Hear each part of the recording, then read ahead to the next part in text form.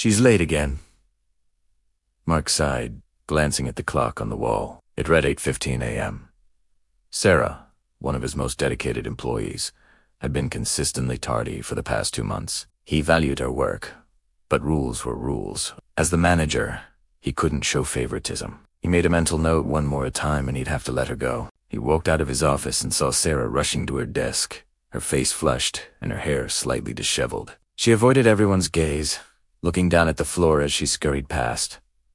He saw the whispers, the arose from other colleagues. There she goes again, one muttered. It stung, even to him. The next day, Mark arrived early, determined to catch Sarah before she was late again. He waited. 8 o'clock came and went. Las 8:15, las 8:30. At 8:45, Sarah finally burst through the doors, looking more exhausted than ever. Dark circles hung under her eyes, and she seemed to carry the weight of the world on her shoulders. That was the last straw. He called her into his office, the termination letter already printed and lying on his desk. "Sarah, please, have a seat," he said, trying to keep his voice steady. She sat down, her hands trembling in her lap. "I don't think I need to explain why you're here. This has been going on for too long. Your tardiness is affecting team morale and productivity. I'm afraid I have to let you go." Sarah's face crumbled. Tears streamed down her cheeks, silent at first, then turning into quiet sobs. "Please," she whispered, her voice cracking. "Please, don't. I need this job. I have 2 kids." Mark felt a pang of guilt, but he had to remain firm. "I'm sorry, Sarah. My decision is final." He pushed the letter across the desk. She didn't even look at it. She just stood up, wiped her eyes with the back of a hand, and walked out without another word. The office fell silent as she packed her few personal belongings into a small cardboard box. No one said goodbye. As she left, Mark felt a knot in his stomach. Had he done the right thing? The image of her desperate, tear-stained face haunted him for the rest of the day. That evening, Mark was driving home when he decided to take a different route, hoping a change of scenery would clear his head. He passed a dimly lit parking lot behind a 24-hour supermarket. Something caught his eye, a familiar-looking car. The same beat-up blue sedan that Sarah drove. Curiosity got the better of him. He pulled over and walked closer, peering through the fogged-up windows. What he saw made his heart stop. Inside, huddled under a thin blanket in the back seat, were 2 small children, fast asleep. In the driver's seat was Sarah, her head resting against the steering wheel, also asleep. The car was filled with clothes, a few toys, and empty food containers. It wasn't just a car, it was their home. The realization hit him like a physical blow. She wasn't just late for work.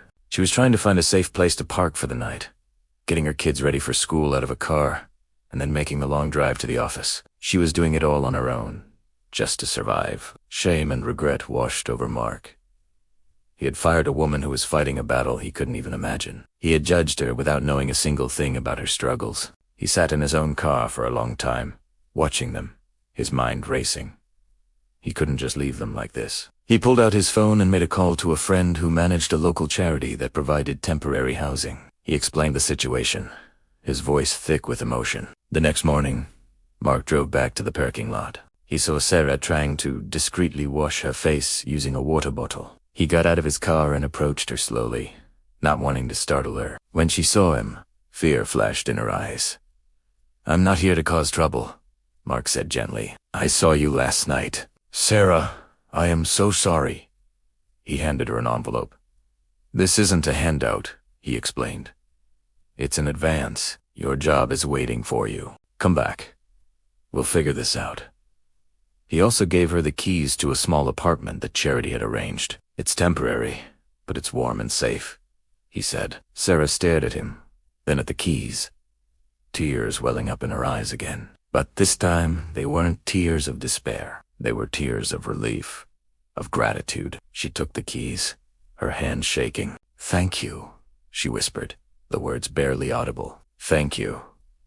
Back at the office, Mark gathered the entire team. He didn't share all of Sarah's personal details, but he told them enough. He spoke about compassion, about understanding, and about the hidden battles people fight every day. He admitted his own mistake in judging her too quickly. The atmosphere in the room shifted from judgment to empathy. When Sarah returned to work a week later, she wasn't met with whispers and irony. She was greeted with smiles, with offers of help, with a cup of hot coffee waiting on her desk. It was the beginning of a new chapter, not just for Sarah, but for the entire company. They started a new initiative, an employee assistance fund for those facing unexpected hardships. Mark learned a valuable lesson that day, that a little kindness can change a life, and that behind every face, there's a story we know nothing about. He didn't just get his best employee back, he helped a family get back on their feet, and in doing so, he created a workplace that was not just about rules and profits, but about people.